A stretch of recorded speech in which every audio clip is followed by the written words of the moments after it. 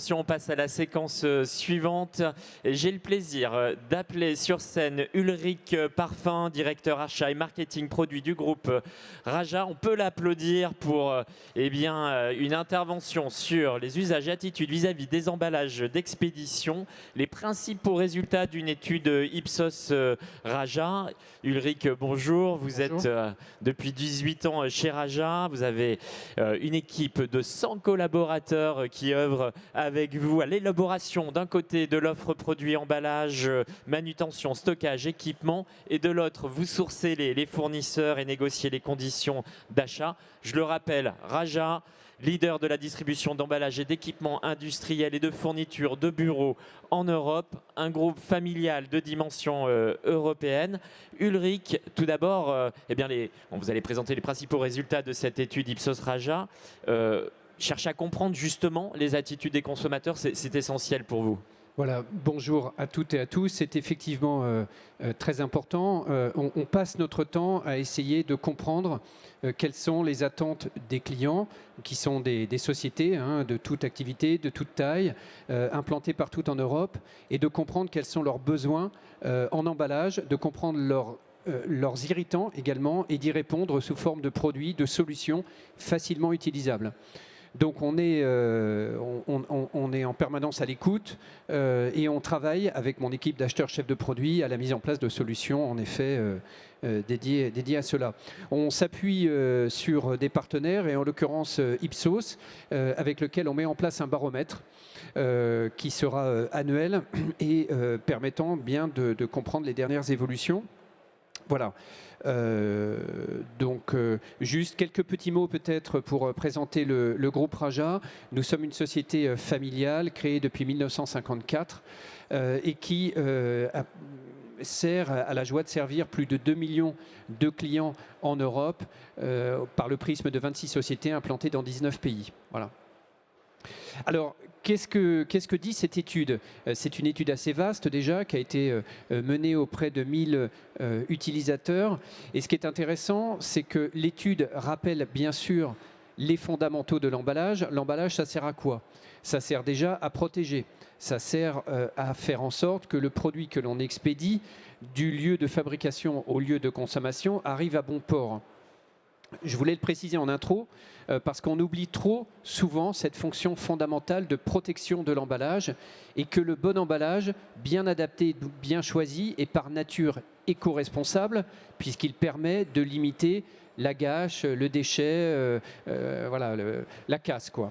Donc ça, c'est très important. Mais cette fonction-là, pour nos clients, pour le consommateur, elle ressort sous forme de praticité. C'est-à-dire que 44% des répondants du baromètre nous disent que certes l'emballage doit permettre de bien emballer, de protéger, mais surtout il doit être pratique. L'emballage, il répond à une fonction il est fonctionnel. Donc il doit être facile à ouvrir, facile à recycler, facile à utiliser, facile à réexpédier si besoin.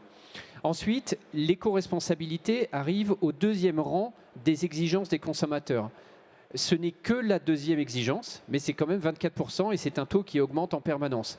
Donc l'emballage, ça a été dit par Fabrice précédemment, ça a été dit par les autres intervenants, par vous Pierre. L'emballage doit être bien sûr éco-conçu. J'aime bien le terme de recyclo-conçu. Je pense que c'est effectivement très juste. Donc recyclé, recyclable, potentiellement réemployable, monomatériaux, éco-certifié, etc. Adapté à la taille des produits pour lequel il est conçu. Il doit être esthétique, l'emballage, c'est très important, a fortiori dans une utilisation e-commerce qui est par nature digitalisée. L'emballage, c'est organique, c'est concret. L'emballage, c'est du service client. L'emballage, c'est, dans le cadre d'une activité e-commerce, c'est la vitrine, c'est le magasin et c'est le vendeur, tout à la fois. Donc, l'emballage doit être à la fois sobre, discret à l'extérieur pour éviter la démarque, mais lorsqu'on l'ouvre, potentiellement, il peut être imprimé, il peut enclencher une discussion avec le client, le consommateur. Et 14% des consommateurs attendent de l'emballage qu'ils disent merci. Alors on trouve ça très intéressant, mais c'est formulé comme ça, les clients parlent comme ça, soit avec une expression, merci tout simplement, soit une promotion supplémentaire, un appel à aller sur le site de nouveau, etc. Donc l'emballage, c'est plein de choses. C'est plein de choses différentes. C'est un point de contact, voilà, un support pour le dialogue, particulièrement important pour les e-commerçants. C'est une partie importante de vos clients. On sait que c'est un secteur d'activité qui a été mis sous pression ces derniers mois. Comment vous voyez évoluer justement les enjeux d'éco-responsabilité sur ce secteur? Effectivement, l'emballage est un élément de preuve de l'engagement éco-responsable du e-commerçant. Alors, tout le monde se prévaut aujourd'hui d'éco-responsabilité, il y a plein d'initiatives, hein, mais avec l'emballage, c'est assez difficile de faire semblant. On voit tout de suite un emballage qui va contenir du vide. On voit tout de suite un emballage qui va être multimatériaux et dont on sait aujourd'hui très bien qu'il ne peut pas être recyclé, etc. etc. Donc, pour nous, l'emballage, c'est la RSE en action. Voilà. Parce qu'il y a l'emballage en tant que tel, il y a où il est fabriqué, c'est très important. On fait très attention chez Raja à ce que nos fabricants soient implantés au plus proche de nos clients. 99% de nos fournisseurs sont européens. C'est très important ça. Donc ça, c'est le deuxième point. Et le e-commerce a été beaucoup vilipendé sous l'angle de la surconsommation. Oui, c'est vrai. Sous l'angle de l'atteinte à l'environnement. Donc les sociétés de e-commerce sont très vigilantes à améliorer leur empreinte environnementale. Et de nouveau, toute considération digitale ou produit mis à part, l'emballage concrétise les engagements éco-responsables des sociétés. C'est la preuve concrète, c'est la preuve par l'exemple. l'exemple. Comme ça par les consommateurs. Exactement. Alors pour être concret, tac. Alors, si ça ne marche pas, peut-on passer à la diapo suivante, s'il vous plaît? Un souci avec la zapette. Voilà, génial, merci. Quelques exemples, parce qu'il faut être concret. Pour 63% des répondants, un emballage respectueux de l'environnement, il doit avant tout être recyclable. On voit bien que les communications Citeo, que l'extension des consignes de tri a porté dans l'esprit du consommateur. Donc le premier critère, c'est de faire en sorte qu'il soit recyclable. Comment on traduit ça chez Raja? On traduit ça en mettant en œuvre des emballages qui sont fabriqués en papier carton et monomatériaux. On a beaucoup travaillé pour développer des alternatives aux produits plastiques. Produits plastiques pour lesquels beaucoup d'efforts ont été faits, et on n'est pas contre le plastique fondamentalement, parce que voilà, le plastique n'est pas intrinsèquement mauvais, mais c'est vrai qu'à aujourd'hui, dans l'esprit du consommateur, l'éco-responsabilité, c'est le papier carton. Ça, c'est très important de l'avoir en tête. Et ça veut dire qu'effectivement, la majorité de vos développements vont vers le papier carton. Oui, exactement. Vers du papier carton idéalement recyclé, recyclable, éco-certifié, PEFC, FSC, etc. Deux exemples dont on est très fiers. On a mis plusieurs années à imaginer un équivalent papier carton au film bulle que l'on connaît bien. Hein, on a tous déménagé un jour. C'est un produit qui contient de l'air, on le sait, qui est fabriqué en polyéthylène, qui est recyclable, mais c'est en plastique. Donc on a développé cette alternative en co-conception. J'insiste, c'est très important également. L'éco-responsabilité, c'est un travail d'équipe. On a tous des idées, mais ça part du fabricant de matière à l'industriel, au distributeur, au consommateur, parce que le meilleur emballage, c'est peut-être celui qui n'existe pas, mais c'est aussi celui qui est bien recyclé et qui est bien trié dès le départ. Donc le papier bulle recyclé, et puis la pochette matelassée bulle, on reçoit tous régulièrement des livres, des produits de cosmétiques dans notre boîte aux lettres, etc. La plupart sont conditionnés dans des pochettes papier, plastique, donc bimatériaux, qui dans les faits, on le sait, ne sont pas recyclés. Là, on a une pochette qui est 100% papier, fabriquée en France, et donc qui répond à l'exigence de recyclabilité que l'on a. Un bel exemple. Un autre exemple également, c'est la réutilisation.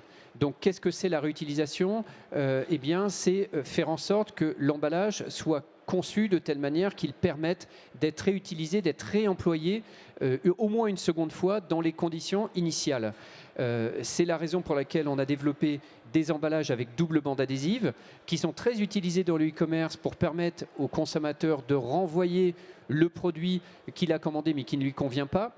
Et ça aussi, ça répond à une démarche d'éco-conception parce que dans le e-commerce textile notamment, il y a 30 à 40% de produits qui sont retournés. Lorsqu'ils sont retournés dans des emballages de fortune, eh bien, on prend le risque que le produit arrive esquinté, soit perdu, et ça, c'est pas éco-responsable. Donc, voilà. Donc, et des emballages qu'on va retrouver sur le marché de la seconde main aussi. Mais complètement. Ce qui explose, bien sûr. Je ne vais pas citer de nom d'enseigne, mais on en a tous en tête. Et donc, on a développé cette gamme-là. Mais on va plus loin. Et il y a plein d'exemples sur le salon. Hein, des palettes réutilisables, des caisses plastiques réutilisables. Et ça illustre ce qu'on disait. Un plastique polypropylène rigide qui bénéficie de filières de recyclage avérées en fin de vie. Permet derrière de fabriquer d'autres emballages de ce même type. Donc il y a plein de choses. Il y a la question de l'emboîtable, il y a la question du repliable, etc. Pour toujours, à chaque fois, à chaque cycle d'expédition, faire en sorte de minimiser le vide et de réduire l'empreinte CO2. Tac. Un autre exemple qui est important, ça a été évoqué précédemment, c'est de faire en sorte que l'emballage soit adapté à la taille du produit. C'est évident. L'avantage de la pochette par rapport à la caisse, c'est qu'évidemment, on enrobe plus facilement le produit conditionné. La pochette a aussi un avantage induit, c'est qu'elle permet la livraison en une fois en boîte aux lettres. Alors c'est tout bête, mais un emballage de taille mal adaptée, qui ne rentre pas dans la boîte aux lettres, ça retourne à la poste, ça oblige un deuxième cycle, ça oblige le consommateur à se déplacer, etc. Donc c'est pas très expérience client, quoi. Donc ça, c'est l'avantage de la pochette. Plein d'autres exemples, des boîtes à hauteur variable également qui permettent aussi d'adapter la hauteur de la caisse aux dimensions du produit conditionné. L'emballage éco-responsable, c'est aussi la cohérence de l'emballage. Il ne fait pas sens d'avoir une caisse en carton recyclé avec un calage en papier recyclé et d'utiliser un adhésif plastique dessus. Donc on préconise l'utilisation soit de bande gommée, soit d'adhésif craft, de manière à un emballage qui soit totalement monomatériau dans sa totalité pour faciliter là aussi le recyclage. Des solutions qui sont intéressantes aussi, qu'on développe récemment, sont des emballages à destination de l'alimentaire. Tout ce qui est quick commerce, etc. Livraison de produits alimentaires à domicile, produits surgelés. Historiquement, la protection l'isothermie s'obtient via l'utilisation d'emballages à base d'aluminium, de mousse, c'est ça. Des produits qui ne sont pas recyclables du tout. Là, on a travaillé avec un partenaire fabricant en se rappelant soudainement que le meilleur isolant, c'était l'air. Et donc, on a développé un emballage à base de papier carton et de papier alvéolé qui, outre sa protection anti-choc, anti-vibration, protège des variations de température et permet de livrer les produits chauds ou froids à l'utilisateur de façon impeccable. Et Ulrich, exemple très intéressant parce qu'au fond, on voit bien la grande orientation papier-carton. On sait que c'est un matériau qui a des limites dès lors qu'on a besoin de propriétés barrières et on peut trouver des solutions. Oui, la seule limite, c'est la créativité. Finalement, il faut du temps pour développer tout ça. Il faut faire des erreurs, il faut essayer. L'éco-responsabilité, c'est tâtonner, c'est accepter l'erreur. Mais on fait pas. La vraie erreur, c'est de jamais faire d'erreur finalement parce que c'est de ne rien tenter. Quelques exemples qui nous semblaient intéressants quand même. 9 consommateurs sur 10 déclarent recycler les emballages, dont 73% systématiquement. C'est beaucoup. C'est beaucoup plus que les années précédentes, donc il y a une vraie prise de conscience. L'éco-responsabilité, c'est l'affaire de tous, c'est une démarche citoyenne, bien sûr, mais ça veut dire qu'il reste encore des pourcentages à aller chercher. Et on est tous en train de rechercher de la matière recyclée. Pour cela, il faut qu'elle soit recyclée, il faut qu'elle soit triée, bien sûr. 59% ont déjà remarqué la présence des instructions de tri sur l'emballage. Ça, c'est important. On imprime tous nos emballages, mais tous dans la filière, il est important de passer le mot, de dire que si, les emballages doivent être mis dans le bac jaune, bien sûr. Et puis 41% des consommateurs sont prêts à payer plus cher pour des emballages éco-responsables. La vraie question, c'est combien plus cher. On fait en sorte que le plus à payer soit le plus réduit possible, parce qu'évidemment, notre rôle, c'est de démocratiser tous ces nouveaux emballages, et puis derrière, de favoriser l'éclosion de filières industrielles qui deviennent de plus en plus productives, moins chères, etc. etc. Donc Donc voilà un petit peu, et toujours dans une logique des 5 R, hein, réduire, réutiliser, remplacer, renouveler, recycler. On travaille avec Fabrice Pelletier, je l'ai en face de moi, mais je le cite parce que on travaille avec Citeo, bien sûr. Donc on consulte beaucoup, on s'interroge, on se challenge beaucoup pour essayer de s'améliorer en permanence. Merci Ulrich, on peut l'applaudir pour cette intervention très inspirante avec des résultats qui permettent de nous pencher vers la perception des consommateurs. Y a-t-il des questions, des remarques sur cette intervention? Une courte question Ulrich, parce que pour bien repréciser les choses, on voit la grande orientation sur le papier carton, mais quelle est votre position au fond sur le plastique? Va-t-on encore retrouver du plastique dans votre offre à terme? Oui, notre position n'est pas figée sur le plastique. Le plastique dans l'absolu est une bonne matière. C'est sans doute une matière qui est en voie de normalisation. Il y a beaucoup trop de plastique sur le marché différent, ce qui complexifie leur recyclage.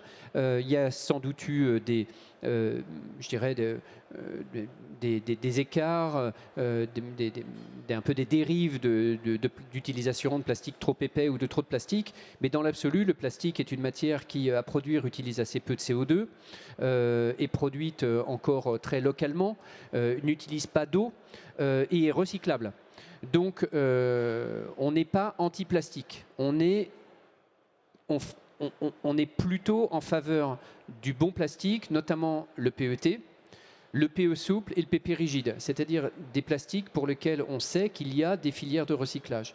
Et aujourd'hui, le plastique est encore trop peu recyclé, je crois que c'est 25% le taux, c'est très faible. Et la filière plastique a besoin justement de voir ce taux augmenter pour atteindre aussi des seuils de rentabilité qui lui permettent d'être rentable et d'être pérenne. Mais on n'est pas contre le plastique, non. Entendu, merci Ulrich pour cette précision. On peut l'applaudir à nouveau pour cette intervention.